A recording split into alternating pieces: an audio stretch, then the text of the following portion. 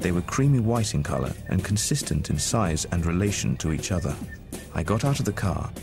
There was no sound of any engine noise. A slight red glow could be seen from these lights as they disappeared from view over the horizon. The officers immediately contacted surrounding air bases and air traffic control centers to find out what had been flying in the area that might account for the sighting. They drew a blank. There were no known aircraft in the vicinity at that time. Nick cross-checked this dramatic report with an account called in by another civilian near RAF Cosford at around the same time. It exactly matched what the two RAF police officers had seen. Creamy white lights and the unidentified object flying at an altitude of 900 to 1,000 feet. Then another extraordinary eyewitness account landed on Nick's desk. This one was from RAF Shawbury, 20 miles from RAF Cosford. The witness was a meteorological or Met officer. From RAF Cosford, the object moved quickly to the next military base, Shawbury. It was seen by the Met officer here, and the report states that he saw the lights, observed them travel towards him over the airfield, moving erratically at hundreds of miles per hour, unlike any aircraft. He described the lights as being narrow like a laser beam, and he said it appeared to be searching for something on the ground. He'd been a Met officer for 8 years and had never seen anything like it before. A Met officer at RAF Shawbury, 2 RAF policemen at RAF Cosford, men who were used to seeing a multitude of aircraft on and over their bases. These were the people who usually helped Nick explain UFO sightings, but what they reported on the night in question was very clear. A low-flying craft of a type they had never seen before. Nick had to establish whether there was anything in the air over the RAF bases at the time of these eyewitness reports. At any given time, we've got an extremely clear idea of what's flying in our airspace. We have a network of civil and military radar installations, and we have the space tracking radar at the Ballistic Missile Early Warning Centre at RAF Fylingdales.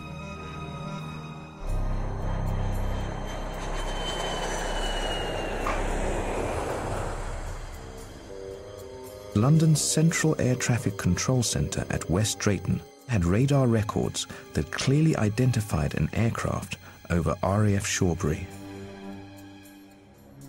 David Clark, UFO investigator, thinks this provides the answer. If you actually look at the Ministry of Defence file, the RAF did a radar rerun of the radar picture of the particular evening where the UFOs had been sighted.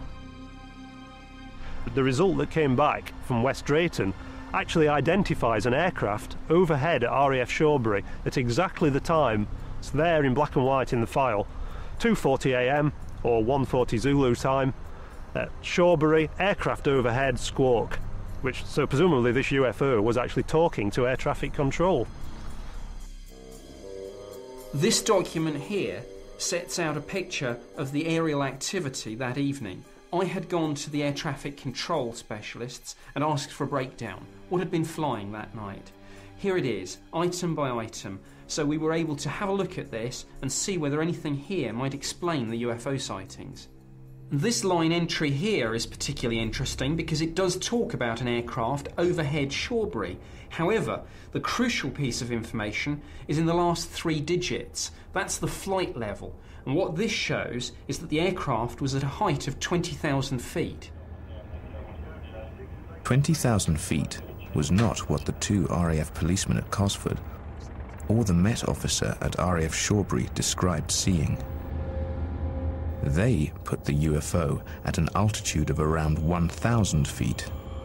That's a significant difference.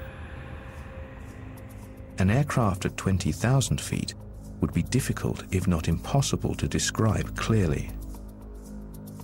But at 1,000 feet, many people, let alone servicemen with this level of aviation knowledge, would be able to identify a known craft. These witnesses would have eliminated the obvious before putting their reputations on the line and reporting a UFO. Nick knew that a single high-altitude airliner couldn't explain sightings of a detailed, unidentified craft seen across Britain for over 5 hours. But he was running out of ideas as to what might provide the answers.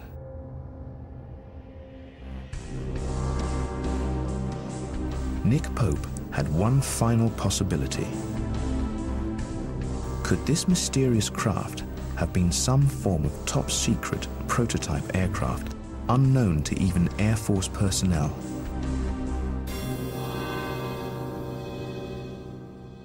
At any given time, of course, the UK will be testing prototype aircraft, but the key thing here is we know where we test our own bits of kit.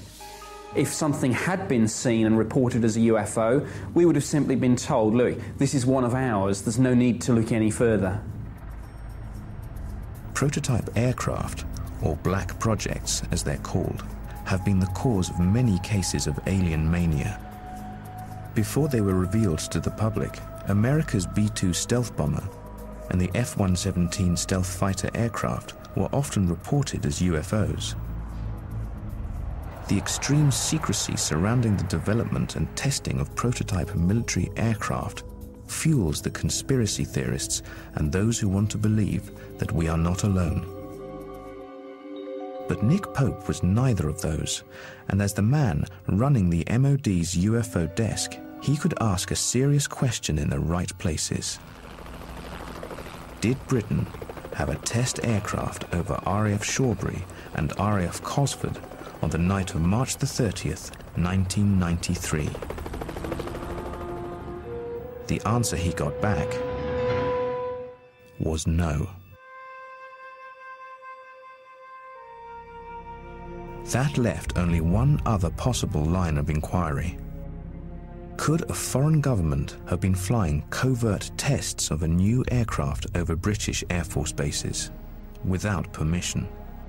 For some years there had been rumours of a secret hypersonic prototype aircraft codenamed Aurora operated by the Americans over the UK. We made inquiries through the embassy and were given government-to-government assurances on this. Indeed, the issue was raised in Parliament and definitive answers were given. Aurora did not exist. But Nick wanted to double-check. On April 22nd, 1993, nearly a month after the mysterious wave of UFO sightings, he initiated high-level contact with the US government. He wanted to know if the Americans had been operating any type of covert aircraft in British skies. My head of division wrote to the American embassy and he asked, in view of these UFO sightings and in view of the rumours about Aurora, whether the Americans had operated any sort of aircraft that might explain what had been seen. The response Nick received was nothing short of astonishing. It seemed that the Americans wanted to know if the British had any black projects involving a new type of aircraft. Nick realized that the American government had been investigating UFOs of their own. Back in 1993, Nick Pope had done everything in his power to solve Britain's UFO mystery. He had asked every question he could at every level, from members of the public to expert eyewitnesses. He'd examined radar tapes and satellite data. He'd even rattled the cage at the highest levels of the British and American governments. Only to discover that while Britain was conducting its investigation, it seemed the Americans were chasing reports of similar UFOs in their own skies. Publicly, the Americans have been out of the UFO game since 1969, when Project Blue Book was closed. This fascinating document here from the Assistant Chief